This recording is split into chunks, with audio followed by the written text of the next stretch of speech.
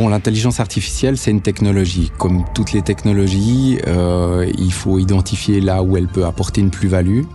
On a beaucoup parlé dans l'éducation numérique des dangers de l'éducation numérique, des outils numériques dans l'éducation, d'utiliser la technologie pour la technologie.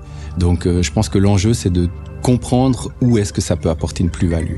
Si on regarde d'un peu plus près ce que fait l'intelligence artificielle, elle permet notamment dans la formation professionnelle, de soutenir les apprentissages, d'arriver à cerner peut-être plus rapidement les besoins d'une personne en formation, de la guider dans ses parcours de formation. On parle d'adaptative learning.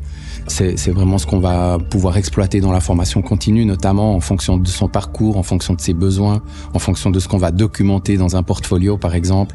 On va pouvoir être guidé vers des contenus de formation qui sont pertinents pour développer nos compétences.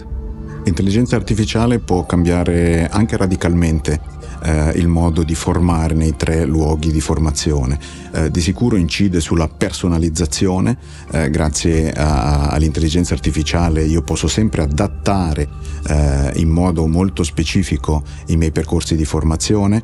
Questo può succedere a scuola, ma può succedere anche in aziende e anche nei corsi interaziendali. Ja, in vielen Betrieben ist KI schon ein fixer Bestandteil oder wird es noch werden. Und so wird KI ganz bestimmt ein zentrales Thema in der beruflichen Ausbildung werden. Weil der Nachwuchs muss können die KI manipulieren bzw. programmieren. Für mich ist das einfach wie ein zusätzliches Werkzeug, das jetzt existiert. Wie irgendeine Rechnungsmaschine oder die Schreibmaschine ist gekommen, haben wir jetzt die Möglichkeit, dass man mit der KI arbeiten kann. Es gibt im medizinischen Bereich zunehmend Veränderungen durch den Einsatz der KI. Das heißt, die medizinischen Berufe werden stark betroffen sein. Auch im Agrarbereich gibt es sehr viele Veränderungen durch die KI. Hier werden die Lernenden sich viel stärker als bisher mit den neuen Technologien beschäftigen und sicher auch viel Spaß dabei haben. Auch in den technischen Berufen wird die KI eine große Rolle spielen und wir wissen jetzt, dass bereits der kaufmännische Bereich durch den Einsatz von Chatbots und so weiter sich deutlich verändert und die kaufmännischen Angestellten zunehmend wahrscheinlich noch mal eine ganz andere Rolle einnehmen werden. Und während die KI eben bestimmte Funktionen übernehmen kann, ist der Faktor Mensch aber auf eine andere Art und Weise sehr wichtig. Und wir sprechen viel über die transversalen Kompetenzen, Kommunikationsfähigkeit, Kreativität, Kooperation und viele andere. Und die werden wichtiger. Und viele dieser Kompetenzen kann die KI so nicht abdecken. Secondo me l'intelligenza artificiale potrebbe avere un effetto negativo o un effetto positivo sull'apprendimento. Negativo se si delegano alcune funzionalità, positivo se si impara a riflettere criticamente attraverso e con l'uso dell'intelligenza artificiale.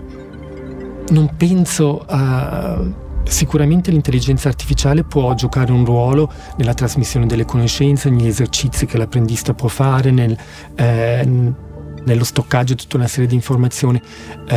Penso però che un formatore umano rimarrà sicuramente di riferimento.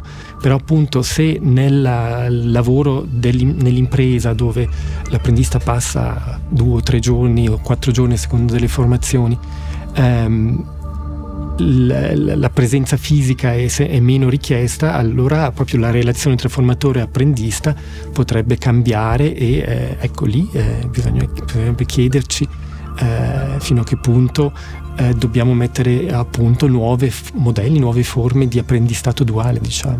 Plus spécifiquement dans la formation professionnelle, je pense que si on regarde la pratique, ça va permettre aux formateurs de se dégager peut-être d'une partie des tâches entre guillemets administratives qui sont de préparer des évaluations, de faire ces évaluations. Et ça, c'est quelque chose que la machine peut déjà bien faire maintenant et probablement très rapidement va faire très bien. Et donc, on va pouvoir valoriser vraiment le rôle du formateur sur les aspects qui sont plus de l'ordre de l'expertise, de l'expérience, du savoir-faire professionnel. Dans l'enseignement, c'est déjà une réalité.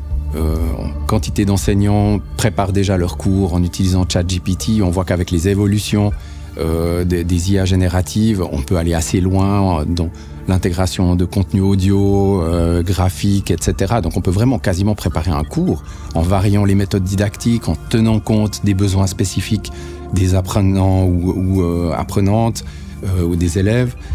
Donc là, on a vraiment un allègement, on va dire, de ces charges de travail qui sont vraiment du travail de préparation. Et de nouveau, on va pouvoir valoriser finalement ce qui fait l'essence de l'enseignant ou de l'enseignante, c'est sa capacité à tenir compte du contexte, de la dynamique de groupe, des besoins particuliers, et puis voilà, de vraiment accompagner finalement les personnes en formation dans leurs apprentissages, dans le développement de leurs compétences et en mettant en relation les ressources nécessaires.